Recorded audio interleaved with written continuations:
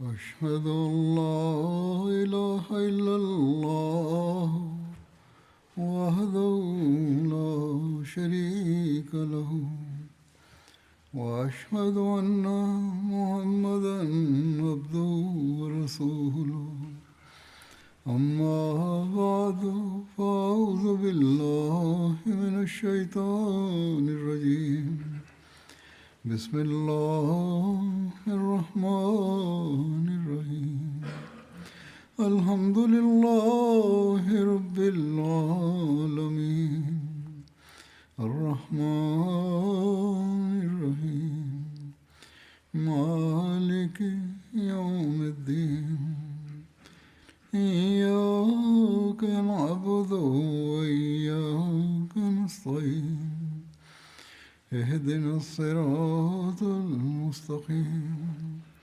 صراط الذين أنعمت عليهم غير المغضوب عليهم ولا الضالين. ذکر سریه های زمان حضرت رسول اکرم صلی الله علیه و آله و سلم در جریان است.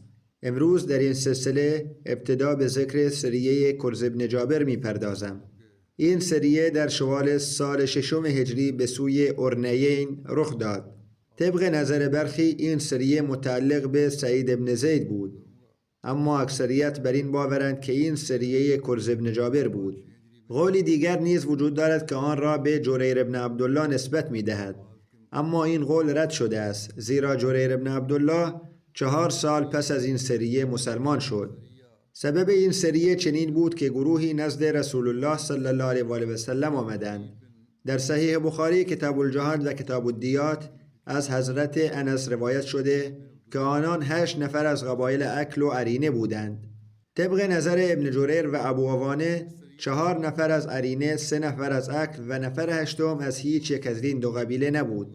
نسبت او معلوم نیست. پس آنان نزد رسول الله صلی الله علیه و آله و سلم آمدند و درباره اسلام گفتگو کردند. در روایتی آمده است که آنان اسلام آوردند و بیمار بودند. ابو عوانه بیان کرده است که آنان بسیار ضعیف بودند و رنگشان بسیار زرد بود و شکمهایشان بزرگ شده بود و گفتند یا رسول الله به ما پناه دهید و به ما غذا بدهید. آنها در صفحه مسجد نبوی اقامت داشتند. هنگامی که بهبود یافتند، آب و هوای مدینه با بدنهایشان سازگار نبود، یعنی بیماری و ضعفی که به سبب گرسنگی داشتند برطرف شد، اما به طور کلی آب و هوای شهر مدینه با آنها سازگار نبود. طبق نظر ابن اسحاق آنها آب و هوا را ناسازگار یافتند و ضعیف شدند. اگرچه از یک سو به خاطر رفع گرسنگی بهبود یافته بودند، اما از سوی دیگر بیماری های دیگری به سراغشان آمد. به هر حال در روایتی آمده است که در آن روزها در مدینه بیماری واگیرداری پدید آمد که به نام برسام میگفتند. برسام بیماری است که بر ذهن تأثیر میگذارد و باعث ورم سر و سینه می شود. آنان گفتند این بیماری اینجا شیوع یافته و آب و هوای مدینه با ما ناسازگار است. ما دامدار هستیم و کشاورز نیستیم، برای ما شیر فراهم کنید. پس رسول الله صلی الله علیه و آله و سلم فرمودند من چیز دیگری ندارم، اما شما می توانید نزد شترهای شیرده بروید و آنها را به چراگاه فرستادند. در روایت دیگر آمده که رسول الله صلی الله علیه و آله و سلم به آنان دستور دادند تا به چراگاه‌های فیفاخبار بروند. فیفالخبار بیابانی نزدیک مدینه بود. به هر حال از این روایت چنین برمی آید که آنان مدت زیادی در مدینه نماندند، بلکه به زودی از مدینه خارج شدند و با نوشیدن شیر شتران سلامتیشان نیز بهبود یافت. در روایت دیگر نیز آمده است که رسول الله صلی الله علیه و آله و سلم به آنان اجازه دادند تا نزد شترهای صدقه بروند و از شیر آنها بنوشند. پس آنان به سوی شترها رفتند و از شیرشان نوشیدند. هنگامی که سلامتی خود را باز یافتند و بدنهایشان به حالت عادی بازگشت و شکمهایشان کوچک شد، پس از پذیرش اسلام کافر شدند و شترهای شیرده را با خود بردند. از یک سو این رفتار مهربانانه پیامبر صلی الله علیه و آله و سلم بود و از سوی دیگر این رفتار آنان که پس از بهبودی خیانت کردند. گفته می شود که آنان یسار غلام آزاد شده رسول الله صلی الله علیه و آله و سلم و چند تن از همراهانش را یافتند. آنها پس از کافر شدن شترهای شیرده را با خود بردند. به هر حال مسلمانان آنان را تعقیب کردند و دستگیر کردند. آنها با مسلمانان درگیر شدند و جنگیدند. سپس آن افراد دستها و پاهای یسار را قطع کردند و در زبان و چشمانش خار فرو کردند تا اینکه او فوت شد. این افرادی که آمده بودند و شترها را به زور یا دزدی برده بودند، مسلمانانی را که نگهبان بودند نیز کشتند. سپس آنان به سمت چوپانها رفتند و ابتدا یسار را کشتند و سپس بقیه چوپانها را نیز به قتل رساندند. شخصی به خدمت پیامبر صلی الله علیه و آله و سلم رسید و گفت آنها همراه مرا کشتند. یکی از آنها که جان سالم به در برده بود نزد پیامبر صلی الله علیه و آله و سلم آمد و گفت آنها شترها را با خود بردند. محمد ابن عمر روایت می کند که زنی از قبیله بنی عمرو بن عوف سوار بر الاغش از آن سمت آمد و از کنار یسار که زیر درختی افتاده بود گذشت. هنگامی که از کنار او عبور کرد یسار جان سپرده بود. زن به سوی قبیله‌اش بازگشت و آنان را از این حادثه آگاه ساخت. پس آن مردم نیز بیرون آمدند و جسد یسار را برداشته و به سمت غبا حمل کردند. در روایت صحیح مسلم آمده است که 20 جوان انصاری نزد رسول الله صلی الله علیه و آله و سلم حاضر بودند و ایشان آنان را مأمور تعقیب مجرمان کردند. در روایت دیگر نقل شده که رسول الله صلی الله علیه و آله و سلم 20 سوارکار را به دنبال رد پای آنان فرستادند. یعنی هنگامی که خبر ربوده شدن شترها به پیامبر رسید، ایشان بی درنگ 20 نفر را برای دستگیری متجاوزان اعزام کردند. نام برخی از این افراد نیز ذکر شده است. از جمله این افراد سلم ابن اکوع، ابو رحم، ابو ذر غفاری، برید ابن حسیب، رافع ابن مکیس و برادرش جندب، بلال ابن حارث، عبدالله ابن عمرو ابن عوف مزنی، جوال بن سارقه ثعلبی و سوید ابن صخر جهنی. همه اینها از مهاجرین بودند و پیامبر اکرم صلی الله علیه و آله و سلم کرز ابن جابر فهری را به عنوان فرمانده آنان منصوب کردند. رسول الله صلی الله علیه و آله و سلم آنها را برای تعقیب دشمن اعزام نمودند و همراهشان ردیابی ماهر فرستادند تا اثر پای دشمن را پیگیری کند. آن حضرت برای دشمنان نفرین کردند و فرمودند پروردگارا آنها را از راه گمراه ساز و مسیر را برایشان تنگتر از سوراخ سوزن قرار ده، یعنی توان حرکت از آنها سلب شود. پس خداوند متعال آنان را سرگردان ساخت چنان که همان روز دستگیر شدند. هنگامی که روز برآمد آنان را نزد رسول الله صلی الله علیه و آله و سلم آوردند. این 20 نفر که به تعقیب رفته بودند دشمنان را دستگیر کرده و بازگرداندند. در روایتی آمده است که کرز ابن جابر و همراهانش به جستجوی آن گریختگان پرداختند تا اینکه شب فرا رسید. پس شب را در منطقه سنگلاخ به نام حره گذراندند و صبح که شد نمیدانستند آن افراد به کدام سو رفتند. ناگهان با زنی مواجه شدند که کتف شتری را حمل می کرد. او را متوقف کرده و پرسیدند این چیست؟ زن پاسخ داد از کنار گروهی گذشتم که شتری را ذبح کرده بودند. آنان این کتف را به من دادند و در این بیشه اقامت دارند. به او نیز تکه‌ای گوش داده بودند، قسمت بالای ران. زن افزود وقتی به آنان نزدیک شوید دودشان را خواهید دید. از محل استقرارشان دود برمیخیزد. پس به راه افتادند تا زمانی که به آنان رسیدند. در حالی که اصحاب فراری از خوردن غذا فارغ شده بودند، صحابه از آنان خواستند تا تسلیم شوند و همگی به اسارت درآمدند، به گونه‌ای که حتی یک تن از ایشان نجات نیافت. پس صحابه آنان را در بند کشیدند و سوار بر اسبها به دنبال خود روانه مدینه ساختند. رسول الله صلی الله علیه و سلم در مکانی به نام رقابه حضور داشتند. این رقابه محلی متصل به جرف بود و جرف در فاصله 3 مایلی مدینه قرار داشت. به هر روی آنان اسیران را به حضور رسول الله صلی الله علیه و سلم آوردند. حضرت انس روایت می کند: من به همراه چند پسر از پی ایشان روان شدم تا آنکه در وادی رقابه در محل تجمع آب به رسول الله صلی الله علیه و سلم رسیدند. پس رسول الله صلی الله علیه و سلم فرمان دادند تا سیخ‌هایی بیاورند.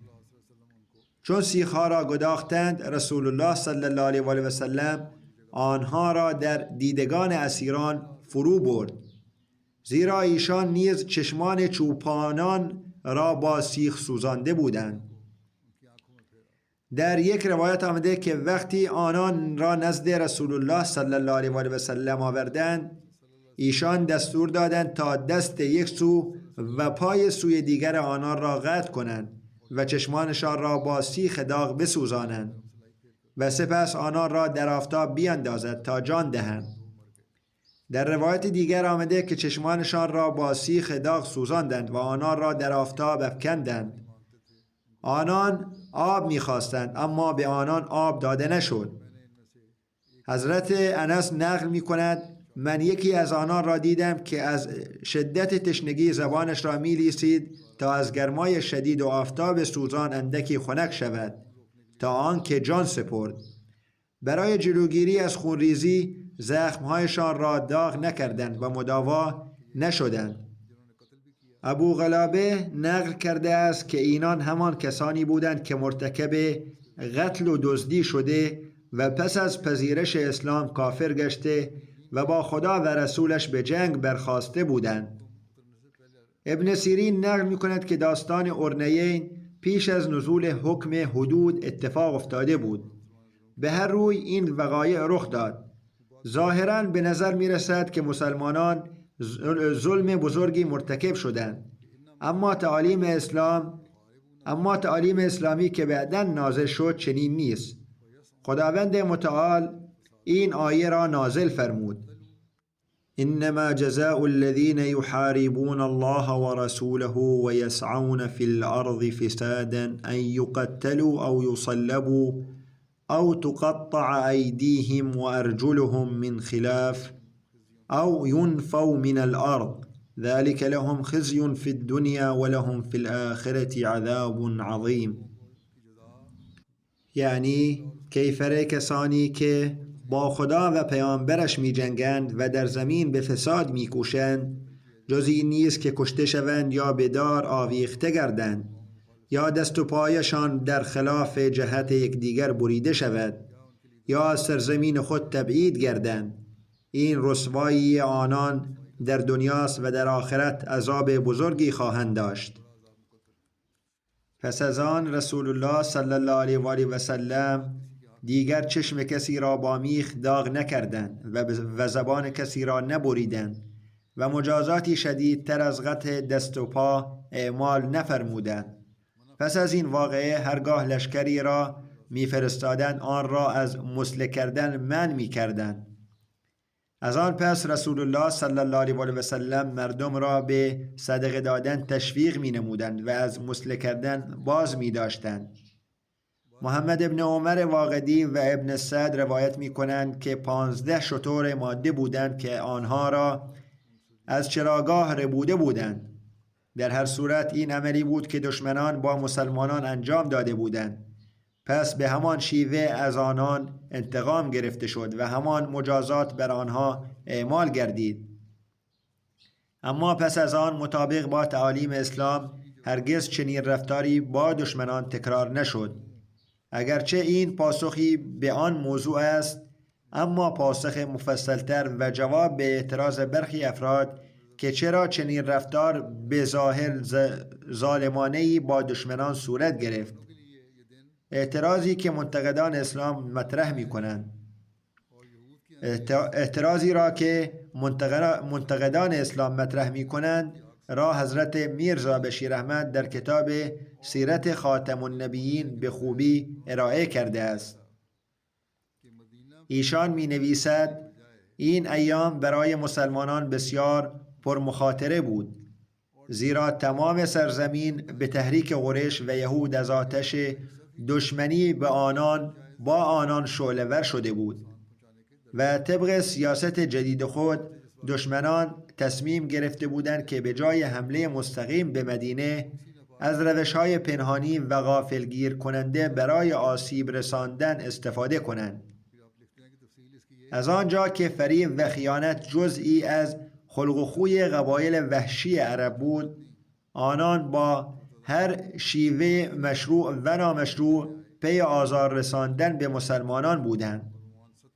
بنابراین رویدادی که شرح آن را آغاز کرده اند بخشی از همین زنجیره ناپاک بود که به شکلی هولناک به پایان رسید. سپس می نویسند که جزئیات آن چنین است: در ماه شوال سال 6 هجری گروهی از افراد قبایل اکل و اورینه که 8 تن بودند به مدینه آمدند و با ابراز مهر و الفت نسبت به اسلام مسلمان شدند. پس از چندی اقامت در مدینه آنان به سبب ناراحتی‌های معده و کبد که به دلیل آب و هوای مدینه برایشان پدید آمده بود به حضور پیامبر اکرم صلی الله علیه و آله و سلم رسیدند و ضمن بیان مشکلات خیش گفتند: ای رسول خدا، ما مردمانی بیابان نشین هستیم و عمر خود را با 4 پایان گذرانده ایم و به زندگی شهری خو نگرفته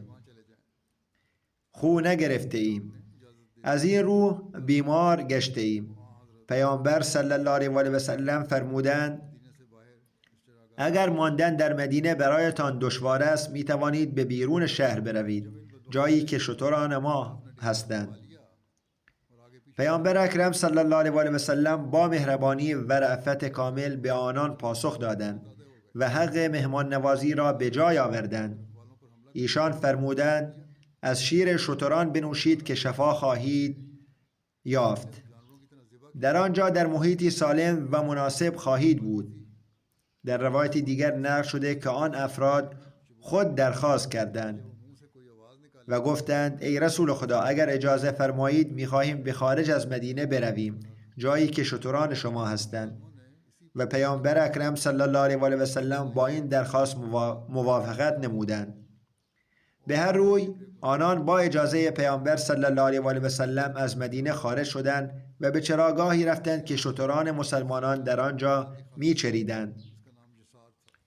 هنگامی که این افراد ناسپاس در آنجا مستقر شدند و با دقت تمام محیط اطراف را بررسی کردند، پس از مدتی زندگی در فضای باز و استفاده از شیر شتران کاملا تندرست و نیرومند گشتند.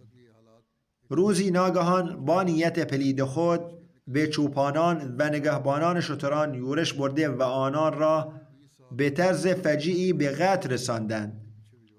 قتل آنان با چنان بیرحمی انجام شد که ابتدا آنها را همچون حیوانات ذبح کردند و سپس در حالی که هنوز جانی در بدن داشتند خارهای تیز بیابان را در زبانهایشان فرو بردند تا هنگامی که بخواهند صدایی از دهان خارج کنند یا از تشنگی بیتاب شوند این خارها درد آنان را بیشتر کنند.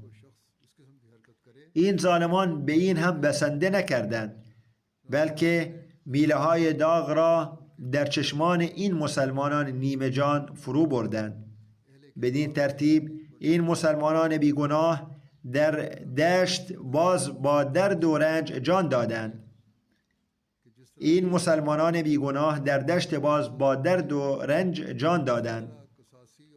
در میان آنان خدمتکار شخصی پیامبر صلی الله علیه و آله و سلم نیز بود که یسار نام داشت و مسئول چراندن شتران پیامبر صلی الله علیه و آله و سلم بود. هنگامی که این وحشی‌ها کار مسلمانان را به این شکل بیرحمانه تمام کردند، تمام شتران را جمع کرده و با خود بردند. این اخبار توسط یکی از نگهبانان که به طور اتفاقی جان سالم به در برده بود به پیامبر اکرم صلی الله علیه و آله و سلم رسید. ایشان بلا فاصله گروهی 20 نفره از صحابه را آماده کرده و به تعقیب آنان فرستادند. اگرچه این افراد مسافتی را طی کرده بودند، اما به لطف خداوند مسلمانان با چابکی آنان را تعقیب کرده و دستگیر نموده و با طناب بسته به مدینه بازگرداندند. در آن زمان هنوز احکامی درباره نحوه برخورد با چنین افرادی بر پیامبر صلی الله علیه و آله و سلم نازل نشده بود. بنابراین ایشان طبق اصل قدیمی خود که تا زمان نزول حکم جدیدی در اسلام باید از روش اهل کتاب پیروی کرد عمل نمودند. لذا مطابق شریعت موسی علیه السلام حکم دادند که همان گونه که این ظالمان با نگهبانان مسلمان رفتار کرده بودند، به عنوان قصاص و مجازات متقابل با آنان رفتار شود. این تعلیم حضرت موسی علیه السلام بود که تا زمانی که احکام کامل شریعت نازل نشده بود بر اساس آن عمل می شد. به هر حال این مجازات برای عبرت دیگران انجام شد. بنابراین با اندکی تغییر به همان شیوه در بیرون مدینه و در دشت باز آن افراد را به قتل رساندند. اما خداوند برای اسلام تعلیم دیگری مقرر کرده بود. بنابراین بعداً حتی در مقام پاسخ و قصاص نیز مجازات مسله کردن منع شد. یعنی این عمل ممنوع اعلام شد که به هر شکلی جسد مقتول را مخدوش کنند یا به شیوهی انتقام جویانه اعضای بدن را قطع قطع کنند و غیره. درباره این رویداد ایشان می نویسد که نیازی به توضیح چندانی نیست، زیرا در هر صورت آغازگر ظلم در این مورد کافران بودند که بدون هیچ دلیل موجهی و صرفاً به سبب دشمنی با اسلام با مسلمانان بیگناه چنان رفتار ظالمانه و وحشیانه‌ای کردند و آنچه در مجازات آنان بود انجام شد. و آنچه در مجازات آنها انجام شد تنها جنبه قصاص و پاسخگویی داشت. یعنی آنچه به عنوان کیفر به دشمنان داده شد قصاص بود و در شرایطی صورت گرفت که تمام سرزمین از آتش دشمنی و ادوات علیه اسلام شعله‌ور بود. افزون بر این حکم مطابق با شریعت موسی صادر شده بود، اما با این وجود اسلام آن را ادامه نداد و برای آینده از چنین روشی نهی کرد. در چنین اوضاعی هیچ انسان خردمندی نمیتواند به این امر اعتراض کند. در این موقعیت باید به خاطر داشت که این افراد از ابتدا با نیت سو وارد مدینه شده بودند و احتمالاً از سوی قبیله خود آموزش دیده بودند تا در میان مسلمانان زندگی کرده و به آنان آسیب برسانند. ممکن است حتی علیه خود پیامبر اکرم صلی الله علیه و آله و سلم نیز قصد شومی داشتند، اما وقتی در مدینه فرصتی نیافتند تصمیم گرفتند خارج از مدینه دست به اقدام بزنند. نیت پلیدشان از رفتاری که با چوپانان مسلمان داشتند نیز آشکار می شود. این رفتار صرفاً عملکرد دزدان و راهزنان معمولی نبود، بلکه کاملا رنگ و بوی انتقام جویانه داشت. اگر آنها در ابتدا با صداقت مسلمان شده بودند و بعداً با دیدن شترها نیتشان تغییر کرده بود، در آن صورت باید شترها را می‌ربودند و فرار می‌کردند و اگر چوپانی مانع می‌شد نهایتاً او را می‌کشتند و می‌گریختند. اما شیوهی که آنان چوپانان مسلمان را به قتل رساندند و با به خطر انداختن خود عمل وحشیانه قتل را طولانی کردند، مدتی در آنجا ماندند و با شکنجه آنان را کشتند. به روشنی نشان می‌دهد که این عمل آنها نتیجه طمع اتفاقی نبود، بلکه کاملا رنگ بوی خصمانه‌ای داشت و نتیجه کینه قلبی و دشمنی دیرینه بود. و در پاسخ به این عمل ظالمانه آنها، آنچه حضرت محمد صلی الله علیه و سلم انجام دادند صرفاً قصاص و واکنشی بود که مطابق با شریعت موسی علیه السلام و پیش از نزول احکام اسلامی صورت گرفت. اما پس از آن به زودی احکام اسلامی نازل شد و این نوع شکنجه حتی به عنوان انتقام نیز غیر مجاز اعلام گردید، چنانکه در الفاظ بخاری آمده است: ان النبی صلی الله علیه و سلم بعد ذلك كان يحث على الصدقه و ینهى عن المثله. یعنی پس از این واقعه پیامبر اکرم صلی الله علیه و سلم همواره بر احسان و رفتار نیک تاکید می‌کردند و در هر حال از مسله کردن اجساد دشمنان منع می‌فرمودند. برخی از محققان غربی از جمله آقای میور طبق عادت هنگام ذکر شرایط این واقعه اعتراض کردند که شیوهی که این قاتلان راهزن کشته شدند ظالمانه و وحشیانه بود. اما اگر تمام شرایط را در نظر بگیریم و با دقت بررسی کنیم، دامن اسلام در این مسئله کاملا پاک به نظر می رسد، زیرا در واقع این حکم از اسلام نبود بلکه از حضرت موسی علیه السلام بود. شریعت حضرت موسی علیه السلام را که حضرت مسیح ناصری منسوخ نکرد بلکه آن را برقرار نگه داشت. البته اگر معترضین ما این سخن حضرت مسیح را در نظر دارند که اگر به یک طرف صورتت سیلی زدن طرف دیگر را نیز پیش بیاور و اگر کسی میخواهد پیراهنت را بگیرد ردایت را نیز به او بده و اگر کسی تو را مجبور کند 1 مایل همراهش بروی 2 مایل با او برو، در این صورت بی تردید حق اعتراض دارند. اما پرسش این است که آیا این تعلیم از دیدگاه هیچ خردمندی قابل اجراست؟ و آیا در این 19.5 قرن که اکنون بیش از 2000 سال شده است هیچ مرد یا زن مسیحی یا هیچ جماعت یا حکومت مسیحی به این تعلیم عمل کرده است؟ بیگمان این تعلیم برای موضع از فراز منبرها بسیار والاست، اما در دنیای عملی هیچ وزن و اعتباری ندارد و هیچ فرد عاقلی حاضر به اجرای آن نیست. در چنین شرایطی بهره‌گیری از چنین احساسات کودکانه‌ای برای هدف قرار دادن مسلمانان با اعتراض تنها نشان دهنده جهالت خود معترضین است.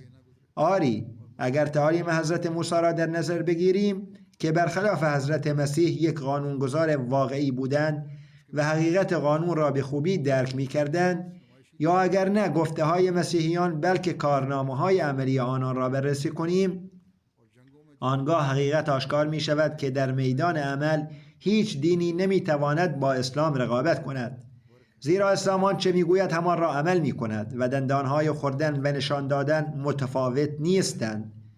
گفتار و کردار اسلام هر دو به چنان مقام والایی رسیدند که هیچ انسان خردمند و غیر متعصبی نمی تواند به آنها اعتراض کند، بلکه از صمیم قلب به تحسین آنها می پردازد. اسلام نمانند شریعت موسی می گوید که در هر شرایطی انتقام بگیرید و بدون توجه به شرایط تبر قصاص را به کار اندازید، و نه مطابق تعالیم مسیحی دستور می دهد که در هر شرایطی مجازات ندهید، بلکه اگر جرمی مرتکب شود با کمک به او انگیزه های جرمش را تقویت کنید به جای مجازات دادن. بلکه اسلام راه افراط و تفریط را رها کرده و آن تعلیم میانه روی را می دهد که اساس صلح واقعی در جهان است و آن این است که وجزاء سیئة سیئة مثلها فمن عفا و اصلح فاجره علی الله. یعنی مجازات هر بدی باید متناسب با حال و شدت آن باشد، اما اگر شرایط به گونه‌ای باشد که با بخشش یا نرمش و امید به اصلاح وجود داشته باشد، پس بخشیدن یا نرمش کردن بهتر است و چنین شخصی نزد خداوند مستحق پاداش نیک خواهد بود. این آموزه‌ای است که اسلام در این باره داده است و هیچ خردمندی نمیتواند انکار کند که این بهترین آموزه است که در آن تمام جنبه‌های نیازهای انسانی مد نظر قرار گرفته است. حتی در مورد مجازات نیز اسلام این قید را گذاشته است که از حد مناسب فراتر نرود و از اعمال وحشیانه‌ای مانند مسله کردن و غیره را به کلی ممنوع کرده است. در مقابل مسیحیان با وجود تعالیم نمایشی حضرت عیسی ناصری، رفتار عملی که با دشمنان نشان داده‌اند و اعمالی که در جنگ‌ها مرتکب شده‌اند و می‌شوند، صفحه‌ای گشوده در تاریخ جهان است که نیازی به تکرار آن در اینجا نیست. شکارهایی که نمی‌کنند. اکنون به شرح یکی از غزوات می‌پردازم که غزوه ذیقرد نام دارد. در مورد زمان وقوع آن میان سیره‌نویسان و محدثان اختلاف نظر وجود دارد. محدثان آن را بین صلح حدیبیه و غزوه خیبر در فاصله ذی‌القعده سال 6 هجری و محرم سال 7 هجری قرار می‌دهند، در حالی که سیره‌نویسان آن را پس از غزوه لحیان یعنی در جمادی الاول سال 6 هجری می‌دانند. بر اساس روایت امام بخاری و امام مسلم، غزوه ذیقرد 3 روز پیش از غزوه خیبر اتفاق افتاده و آنها این واقعه را پس از صلح حدیبیه و پیش از خیبر ذکر کرده اند. علامه ابن حجر نوشته است که روایتی که امام احمد و امام مسلم از ایاس ابن سلمه نقل کردند تأکید می‌کند که این غزوه 3 روز قبل از خیبر رخ داده است. در روایت حضرت سلم ابن اکوع ایشان ابتدا صلح حدیبیه و سپس واقعه ذیقرد را بیان کرده و در پایان گفته است که پس از آن به مدینه بازگشتیم و هنوز 3 روز در مدینه اقامت نکردیم که برای خیبر حرکت کردیم. برعکس این نظر از میان سیره‌نویسان، علامه ابن اسحاق و ابن سعد معتقدند که غزوه ذیقرد در سال 6 هجری و پیش از صلح حدیبیه اتفاق افتاده است. حضرت میرزا بشیر احمد تحلیل خود را این گونه ارائه کردند که اگرچه به طور کامل تحلیل نکردند، اما در عناوینی که برای بخش‌های باقی مانده کتابشان ثبت کرده‌اند، غزوه ذیقرد را غزوه‌ای در ماه محرم سال 7 هجری و پیش از غزوه خیبر قرار داده‌اند. غزوه ذیقرد را غزوه غابه نیز می‌نامند، زیرا شتران حضرت رسول اکرم صلی الله علیه و آله و سلم در آن جا می‌چریدند. غابه میدانی بود در پشت کوه احد در فاصله 4 مایلی مدینه به سمت شام. این غزوه را غزوه ذیقرد می‌نامند، زیرا عیین ابن حصن به شتران رسول خدا حمله کرده و آنها را با خود برده بود و حضرت محمد صلی الله علیه و آله و سلم تا ذیقرد او را تعقیب کردند. ذیقرد چشمه‌ای است در فاصله تقریباً 12 مایلی مدینه. جزئیات ماجرا از این قرار است: رسول خدا صلی الله علیه و آله و سلم 20 شتر شیرده داشتند و تعدادی شتر دیگر نیز همراه آنها بود که از مدینه تا چراگاه بیضا در مسیر خیبر و از آنجا تا کوههای آن سوی بیضا می‌چریدند. وقتی در آنجا خشکسالی شد، آنها را به سمت غابه آوردند. یک چوپان هر روز هنگام غروب شیر آنها را می‌دوشید و به خدمت پیامبر اکرم می‌آورد. عیین ابن حصن فزاری با 40 سوارکار از قبیله بنی غطفان به آنها حمله کرد و شترها را با خود برد. طبق روایتی سردار آنها پسر عیینه به نام عبدالرحمن بود و عیینه برای کمک به آنها در مکانی پشت سر حاضر بود.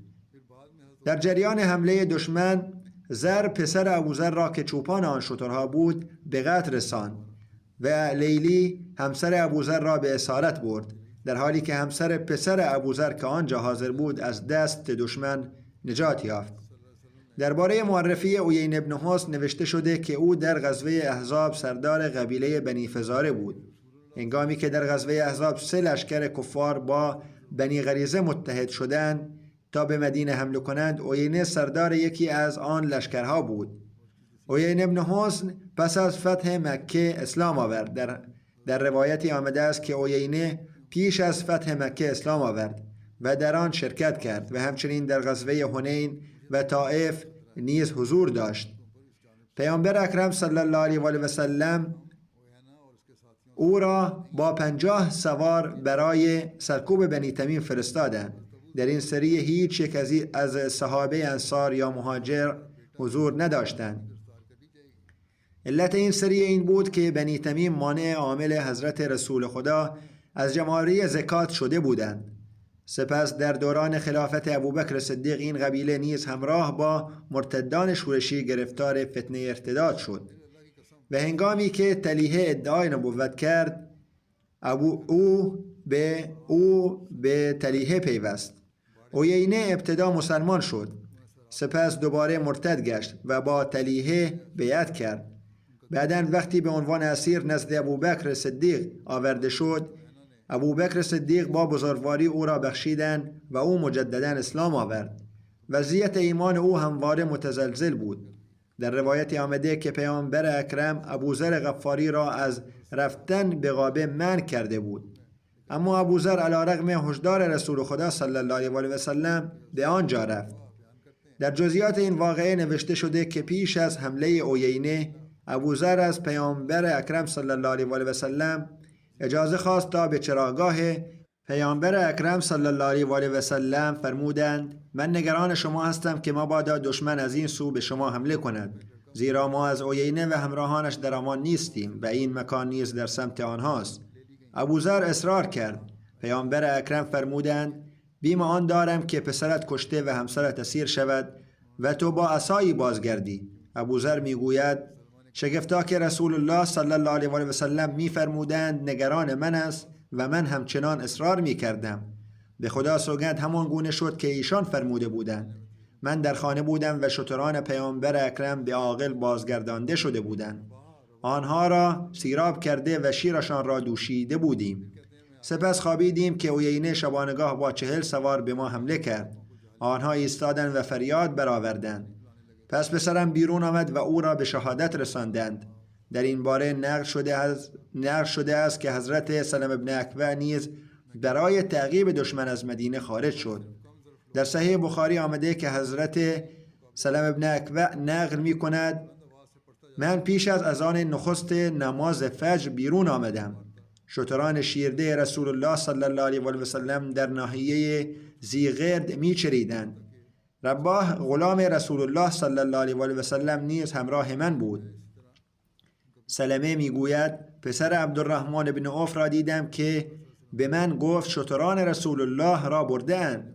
پرسیدم چه کسی آنها را برده است؟ گفت مردم غطفان.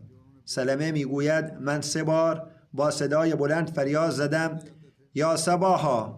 این واژگان در هنگام خطر گفته می شد تا به گوش کسانی که در مدینه بودند برسد.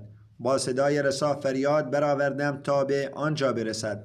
صدایش به اندازه کافی بلند بود و رباه را فرستاد تا به رسول الله صلی الله علیه و سلم خبر دهد. سپس میگوید: من به سرعت پیش تاختم تا به آن راهزنان مهاجم رسیدم که مشغول آب دادن به 4 پایان خود بودند. با تیرهایم آغاز به زدن آنها کردم و من تیرانداز چیره دستی بودم. فریاد می زدم: من پسر اکوع هستم و امروز روز نابودی فرومایگان است. تنها برای رویارویی بیرون رفته بودم و این را با صدای بلند می خواندم. هنگامی که میان درختان بودم به آنها تیر می زدم و وقتی به تنگه های باریک می رسیدیم از کوه بالا می رفتم و به سویشان سنگ پرتاب می کردم تا اینکه تمام شترهایشان را آزاد کردم. در صحیح مسلم این گونه آمده است: من همچنان به تعقیب آنها ادامه دادم تا جایی که به لطف خداوند متعال هیچ شتری از شتران رسول الله باقی نماند مگر آنکه آن را پشت سر خود قرار دادم. همچنین 30 ابا را که آنها برای سبک کردن بار خود در حال فرار انداخته بودند از آنها گرفتم. بر هر چیزی که می انداختند سنگی به عنوان نشانه می گذاشتم تا رسول الله صلی الله علیه و سلم و یارانش آن را بشناسند. به تعقیب آنها ادامه دادم و به تنهایی به تیراندازی و مبارزه با آنها پرداختم. بر اساس روایات دیگر در تاریخ و سیره نیز آمده است که همه شتران بازگردانده نشدند و دشمن موفق شد برخی از آنها را با خود ببرد. به هر حال هنگامی که خبر این واقعه به رسول الله صلی الله علیه و سلم رسید در مدینه اعلام خطر شد و ندا داده شد: یا خیل الله ارکبی، یعنی ای سواران خدا سوار شوید. در آن هنگام سواران شروع به گرد آمدن نزد ایشان کردند. نخستین کسی که به حضور رسول الله رسید حضرت مقداد بود، سپس حضرت عباد بن بشر، سعد ابن زید، اسید بن حزیر، عکاشه، محرز ابن نزله، ابو قتاده و ابو عیاش نیز به آنها پیوستند. رسول الله صلی الله علیه و آله و سلم حضرت سعد ابن زید را به عنوان امیر منصوب کرد و فرمود به تعقیب دشمن بروید تا آنکه من نیز با مردم به شما ملحق شوم. ایشان افزودند شما پیشا پیش بروید، من از پی شما خواهم آمد. رسول الله صلی الله علیه و آله و سلم با 500 تن از صحابه حرکت کردند و گفته می شود که با 700 تن نیز روایت شده است. ایشان حضرت ابن مکتوم را به عنوان جانشین خود در مدینه منصوب کردند و حضرت سعد ابن عباده را با 300 تن از صحابه برای محافظت از مدینه در آنجا گماشتند. حضرت رسول الله صلی الله علیه و آله و سلم پرچم را بر نیزه حضرت مقداد ابن اسود بستند. در این مأموریت واقعی چنین نقل شده است. ابن اسحاق میگوید که رسول الله صلی الله علیه و آله و سلم فرمودند ای ابو عیاش، آیا اسب خود را به کسی که از تو سوارکار بهتری است نمیدهی تا با دشمن روبرو شود؟ حضرت ابو عیاش گفت ای رسول خدا، من بهترین سوارکار هستم. او میگوید من این را به پیامبر اکرم گفتم و سپس به اسب مهمیز زدم، اما هنوز 50 گز نرفته بودم که اسب مرا به زمین انداخت. من متعجب شدم که رسول الله صلی الله علیه و آله و سلم میفرمودند اسب را به سوارکار بهتری بدهم و من میگفتم که بهترین سوارکار هستم. سپس پیامبر اکرم صلی الله علیه و آله و سلم این اسب ابو عیاش را به حضرت معاذ ابن ماعز دادند. حضرت سلمه که در تعقیب دشمن بود نقل می کند وقتی روز برآمد عیینه برای کمک به آنها آمد. این نشان می دهد که عیینه خود در آنجا حاضر بود. او در یک تنگه باریک بود. می گوید من از ارتفاع کوه بالا رفتم. عیینه پرسید این کیست؟ همراهان عیینه به او گفتند از بامداد تا کنون ما در این مصیبت گرفتاریم. او ما را تعقیب می کند، به سوی ما تیراندازی می کند و 4 پایان ما را رها می سازد. او همه دارایی ما را به غارت برده است. عیینه گفت اگر او اطمینان نداشت که پشت سرش نیروهایی می آیند مدتها پیش شما را رها کرده بود. او هوشیارانه افزود بی تردید پشت سر آن سپاهی دیگر در راه است، چند تن از شما به سوی او بروید. او به یارانش گفت و در پی آن 4 تن از آنها به سمت من آمدند و از کوه بالا رفتند. من به آنان گفتم آیا مرا می شناسید؟ آنان پرسیدند تو کیستی؟ من گفتم من ابن اکوع هستم. سوگند به آن ذاتی که به حضرت محمد صلی الله علیه و آله و سلم عزت بخشیده است، هیچ یک از شما نمی تواند مرا دستگیر کند و اگر من تعقیبش کنم نمی تواند از من بگریزد. یکی از آنان گفت من نیز بر همین باورم. سپس از بیم جان بازگشتند. این روایت را بخاری نقل کرده است. حضرت سلمه روایت می کند من در آن مکان ماندم تا آنکه سواران رسول الله را که پیشا پیش فرستاده بود دیدم که از میان درختان نمایان شدند. او میگوید نخستین آنها محرز ابن نزله اخرم اسدی بود و پس از او ابو قتاده انصاری و سپس مقداد ابن اسود که بعداً رسیدند. افسار اسب اخرم را گرفتم و گفتم ای اخرم، از آنها دوری گزین تا تو را نکشند. پیش مرو و اندکی درنگ کن تا رسول الله و یارانش برسند. او پاسخ داد ای سلمه، اگر به خدا و روز رستاخیز ایمان داری و میدانی که بهشت حق است و دوزخ حق است، پس میان من و شهادت حائل مشو. با دلیری بسیار سخن می گفت. راوی می گوید او را رها کردم. سپس می افزاید چنان شد که اخرم و عبدالرحمن بن عیینه با یکدیگر درگیر شدند و اخرم عبدالرحمن و اسبش را زخمی کرد، اما عبدالرحمن با نیزه او را به شهادت رساند و بر اسبش سوار شده بازگشت.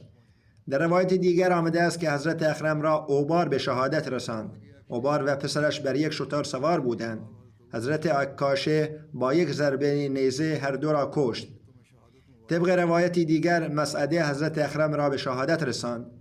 درباره واقعه شهادت خوابی نیز ذکر شده است. حضرت اخرم یک روز قبل از نبرد با دشمن در خواب دید که آسمان برایش گشوده شده و او به آسمان وارد شده است تا جایی که به آسمان 7 رسیده و سپس به سدرة المنتهی رسیده است. به او گفته شد این منزلگاه توست. وقتی این خواب را برای حضرت ابوبکر تعریف کرد، ایشان فرمودند شهادت بر تو مبارک باد و یک روز بعد از آن به شهادت رسید. حضرت ابو قتاده به دنبال حضرت محرز رسید. حضرت ابو قتاده شهسوار رسول الله صلی الله علیه و سلم با عبدالرحمن بن عیینه روبرو شد و با هم به نیزه بازی پرداختند. پسر عیینه پاهای اسب حضرت ابو قتاده را برید، اما حضرت ابو قتاده او را کشت و بر اسبش سوار شد. همچنین ذکر شده که حضرت ابو قتاده با مسعدت افزاری نیز مبارزه کرد. بنابر روایتی هنگامی که خبر این واقعه یعنی حمله دشمن به حضرت ابو قتاده رسید، پیامبر اکرم به همراه اصحاب خود از مدینه سفر کرده و در ذباب تشریف داشتند که کوهی کوچک و سیاه در مسیر کوه احد پس از گذر از ثنیة الوداع است. وقتی ابو قتاده نزد رسول الله صلی الله علیه و سلم آمد، ایشان فرمودند: ای ابو قتاده، پیش برو، خداوند یاریت کند. حضرت ابو قتاده میگوید: من به راه افتادم و شخص دیگری نیز همراهم بود. به سرعت به دشمن رسیدیم. آن شخص گفت: ابو قتاده، چه نظری داری؟ دشمن گفت: آنها را بگیرید. همراه هم گفت: ما توان مقابله با آنها را نداریم. او گفت: تو میگویی که من تا آمدن پیامبر اکرم صبر کنم؟ یعنی تا زمانی که کل لشکر از پشت سر برسد و سپس حمله کنیم؟ به جای این که ما 2 نفر حمله کنیم؟ در حالی که ابو قتاده میگوید: من گفتم که میخواهم تو از یک طرف حمله کنی و من از طرف دیگر. پس هر دو حمله کردند و دشمن را به مشکل انداختند. دشمن به سوی آنها تیر پرتاب کرد و یک تیر به پیشانی ابو قتاده اصابت کرد. حضرت ابو قتاده میفرماید: هنگامی که آن تیر را از پیشانیم بیرون کشیدم، احساس کردم گویی پاره آهن را از تنم جدا کردم. پیش رفتم و با سوارکاری چابک روبرو شدم که کلاه خودی بر سر داشت. او مرا شناخت اما من او را نشناختم. گفت: ای ابو قتاده، خداوند دیدار من و تو را میسر ساخت. کلاه خود را از سر برداشت و آشکار شد که او مسعدت فزاری است. پرسید: کدام شیوه نبرد را ترجیح می دهی؟ شمشیر زنی، نیزه بازی یا کشتی؟ گفتم: این به انتخاب توست، هر چه می خواهی برگزین. او گفت: پس کشتی بگیریم. او از اسبش فرود آمد و من نیز پیاده شدم. سپس به مبارزه پرداختیم و خداوند مرا بر او پیروز گردانید. من بر او چیره شدم و قصد کردم برخیزم و شمشیرم را بردارم تا او نیز شمشیرش را بردارد. ما میان 2 سپاه قرار داشتیم. ناگهان چیزی به سرم اصابت کرد. در خلال نبرد به سلاح‌های مسعده دست یافتم و شمشیرش را برگرفتم. هنگامی که دید شمشیرش به دستم افتاده، گفت: ای ابو قتاده، اندکی مروت به خرج ده. گفتم: خیر، اکنون جایگاه خیش را در دوزخ بنگر. سپس او را از پای درآوردم و پیکرش را در ردایش پیچیدم. آنگاه جامه‌هایش را به تن کردم، سلاح‌هایش را برداشتم و بر اسبش سوار گشتم، زیرا هنگام نبرد ما اسب من به سوی دشمن گریخته و آنها ساق‌هایش را بریده بودند. با شتاب پیش تاختم و به برادرزاده مسعده رسیدم که 17 سوار همراهش بودند. به آنان اشاره کردم و ایستادند. چون نزدیکشان شدم، بر آنان یورش بردم و نیزه‌ای به برادرزاده مسعده زدم و گردنش را شکستم. همراهانش گریختند و من شترانی را که هنگام حمله سلم ابن اکوع دشمن رها کرده و گریخته بود به تصرف خود درآوردم. جزئیات بیشتری نیز از این غزوه است که انشاءالله در آینده بیان.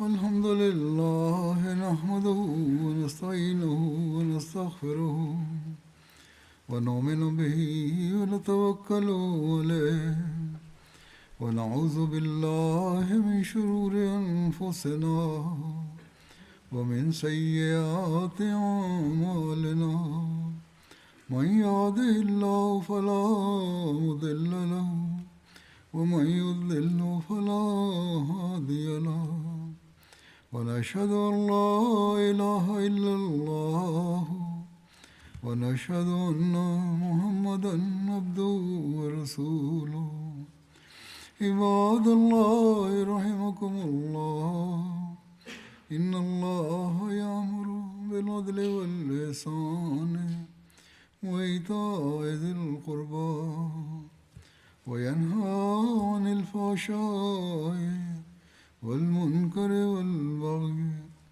يعظكم لعلكم تذكرون اذكروا الله يذكركم وادعوه يستجب لكم ولذكر الله أكبر